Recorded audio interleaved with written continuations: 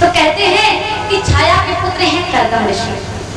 कर्दम ऋषि जी एक बार तपस्या कर रहे थे तो ब्रह्मा जी जाकर के पहुंचे और ब्रह्मा जी ने जाकर के कहा कि पुत्र कर्दम, अब तुम्हें विवाह कर लेना चाहिए, हमने तुम्हारी सारी तैयारियां कर दी हैं। कर्दम ऋषि जी ने कहा कि पिताश्री हम विवाह नहीं करेंगे, हम भगवान का भजन करेंगे, तपस्या करेंगे। ब्रह्मा जी ने कहा कि आप विवाह कर लीजिए, क्योंकि जब तक विवाह नहीं करेंगे गृहस्थ आश्रम के धर्म को जान नहीं पाएंगे, इसलिए विवाह कर लीजिए। विवाह की पूरी तैयारियां हुई। तीसरे दिन आज मनु जी और शत्रुपा महारानी अपने रथ में माता देवहूति को बिठा करके लाई। माता देवहूति का विवाह कर्दम ऋषि जी के साथ में आज किया जा रहा है, बड़ी धूमधाम से विवाह किया गया। और देखिए यहीं पर बड़े सुंदर सुंदर उपदेश दिए हैं, सुंदर सुंदर उपदेश दिए। किसने दिए? देवहूति माता को शत्रुपा महारानी ने उपदेश दिए हैं।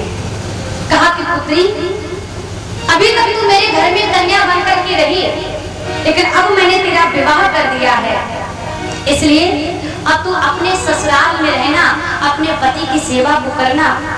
और पत्नी का सबसे बड़ा जो धर्म है वह यही है कि अपने ससुराल की मान मर्यादा को सुरक्षित रखे।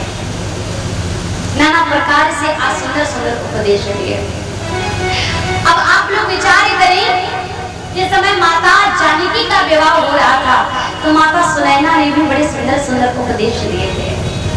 और आजकल की वो माताएं, अरे महाराज, अपनी बेटी को इतने सुंदर सुंदर उपदेश देती हैं, बिटिया हमने तुम्हें ऐसे ही नहीं इतना बड़ा किया है पाल पोस के, खूब पढ़ाया तुम्हें, तुम्हारा विवाह कर रही है, खूब दहेज दे रही है।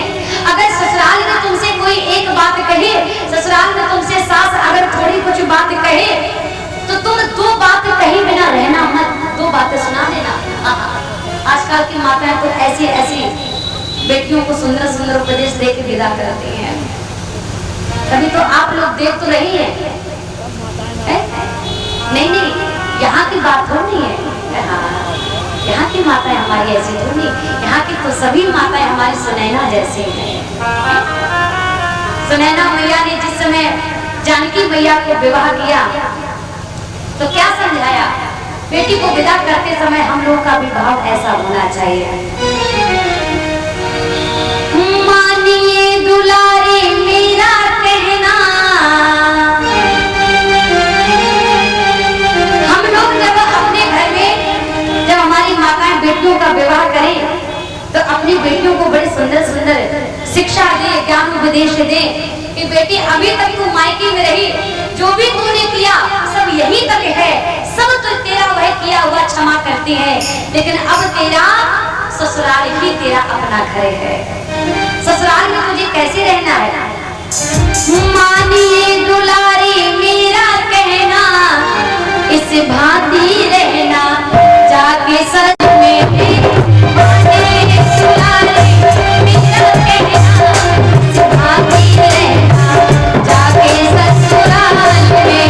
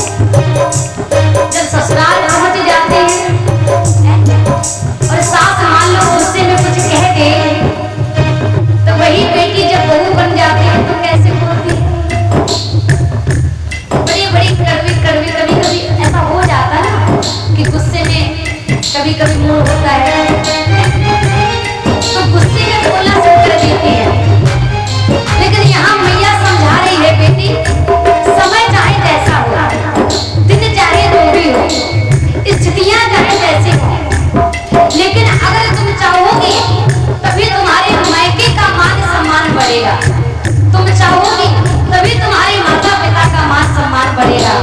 बेटी तुम चाहोगी तभी तुम्हारे परिवार का नाम बढ़ेगा, और तुम चाहोगी तो एक पल में तुम अपने सारे परिवार का नाम बोलोगी। इसलिए कैसे बोलना है, कोई कितने गुस्से में बोले, तुम्हारा कैसा भी स्वभाव हो, लेकिन तुम्हें प्रेम से बोलना है। अगर सासू कभी गुस्से में कह देना कि तेरे भोजन बनाने में इतना समय कैसे हो गया, तो प्रेम से समझा देना। जेठानी आकर के अगर अपने बड़े होने का अगर हक जताने लग जाए ना, तो तुम छोटी बन करके नम्रता से उसको जवाब दे देना। कोई भी आकर के कैसे भी बोले, लेकिन तुम्हें मीठे भाषा में मीठे शब्दों में तुम उसको समझाना है। कंठ शीकंठ तेरा कोयल के समान होवे,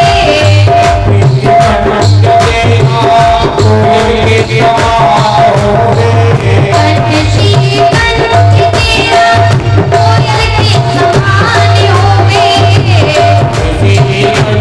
तेरा कोयल के समान होवे, होठों की लाली तेरी मधुर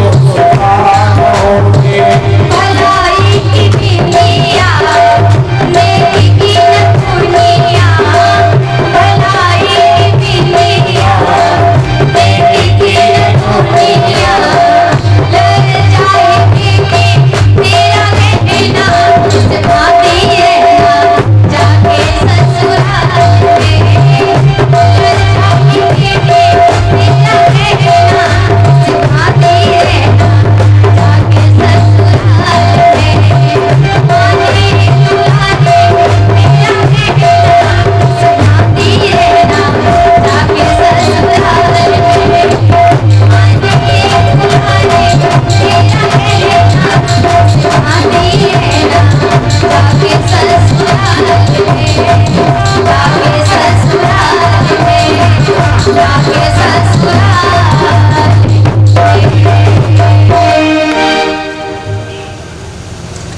मानिए जो कहना इस भांति रहना जाके ससुराल में,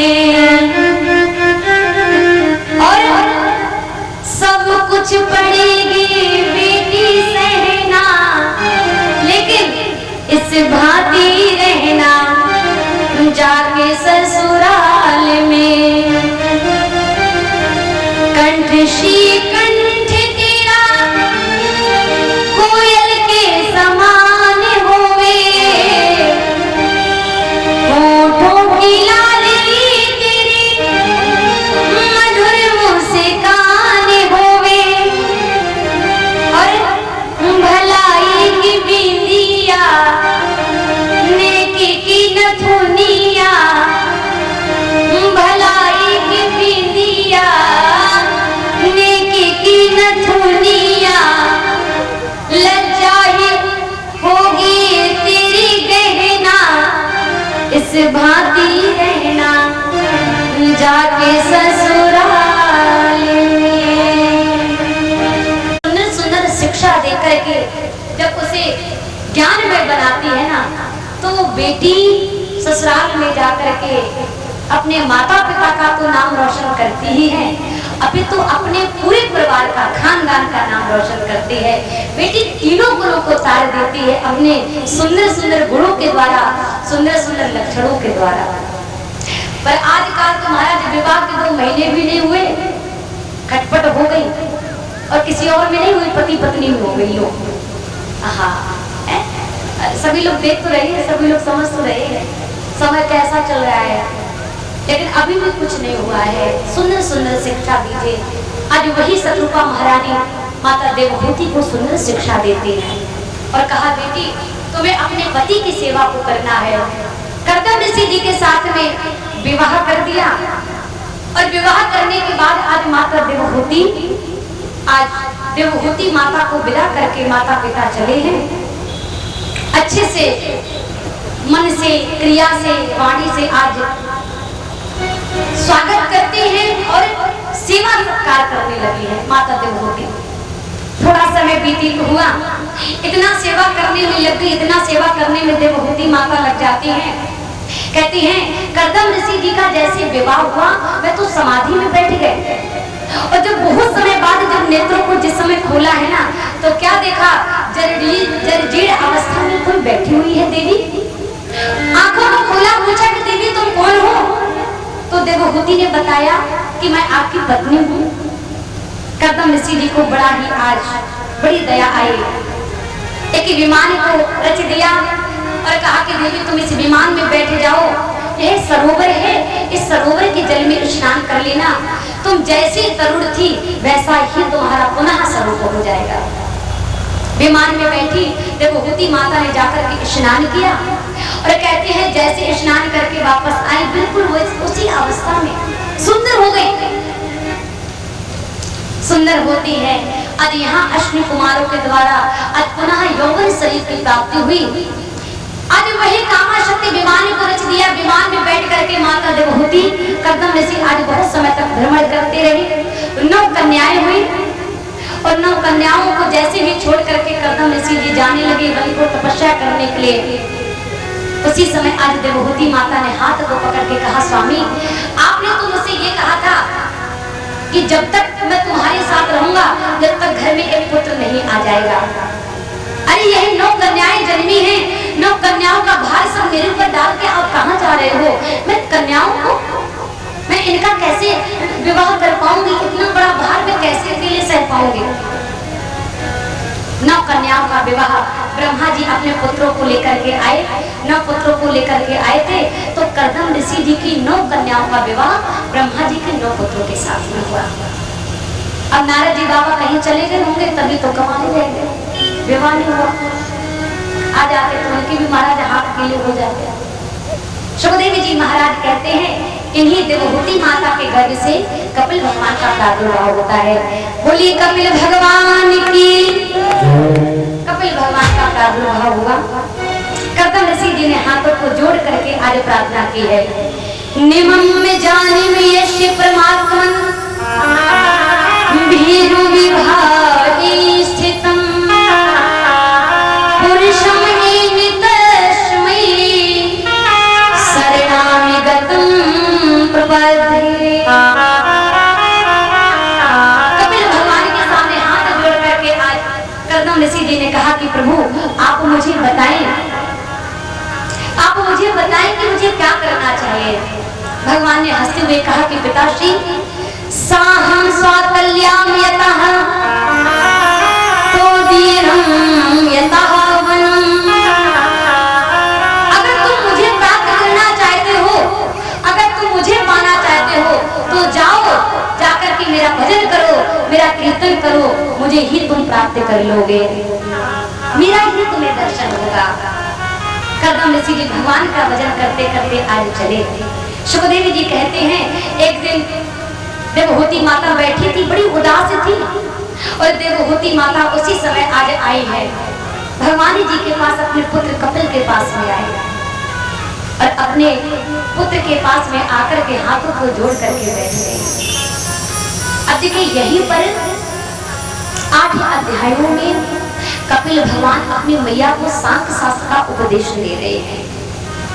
देवहूति माता ने कहा कि पुत्र मैं जानती हूँ आप सिर्फ मेरे पुत्र ही नहीं हैं, आप मेरे बेटा ही नहीं हैं, आप भगवान हैं। तम त्वामेकताहं शरणं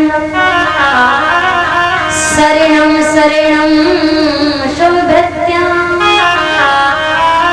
हे प्रभु मैं आपकी शरण में हूँ, हे प्रभु मैं आपकी शरण में हूँ, मुझ पर कृपा करो। भगवान ने कहा क्या हुआ देवी? देवहूति माता ने कहा कि प्रभु मेरा मन बड़ा अशांत है, मेरा मन अब घर में लगता नहीं है, मेरा मन अब शांत में नहीं रहता है, समझ में नहीं आता है मैं करूं तो करूं क्या, मैं जाऊं तो जाऊं क्या, कहां? जिज्ञासम प्रगति पुरुषम नमामि सब मिथम्य था। समझ में नहीं आता है मैं क्या करूं, मेरा मन ये जो अशांत है ये शांत में कैसे होगा, समझ में नहीं आता है। भगवान कहने लगे मैया, कपिल भगवान ने समझाया मैया ये जो भी आसक्ति के बंधन में बांधने वाला है ना, ये हमारे शरीर में एक ही वस्तु है, वह है मन, क्योंकि मन ही प्रधान होता है।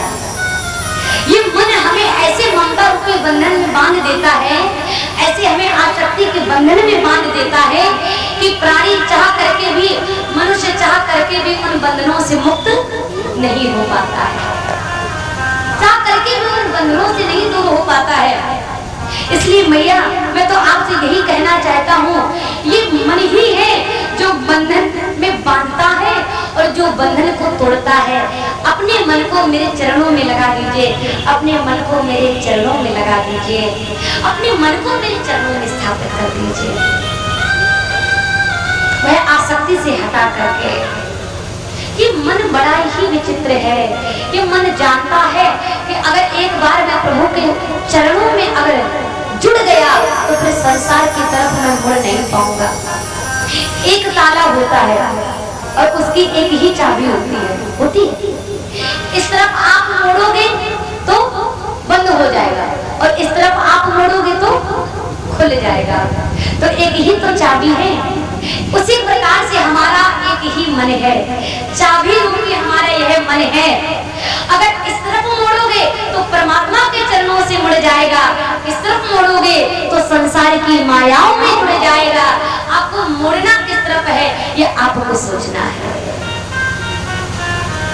ये मन को तो आपको ही मोड़ना पड़ेगा, लेकिन कब मुड़ता है, कैसे मुड़ता है?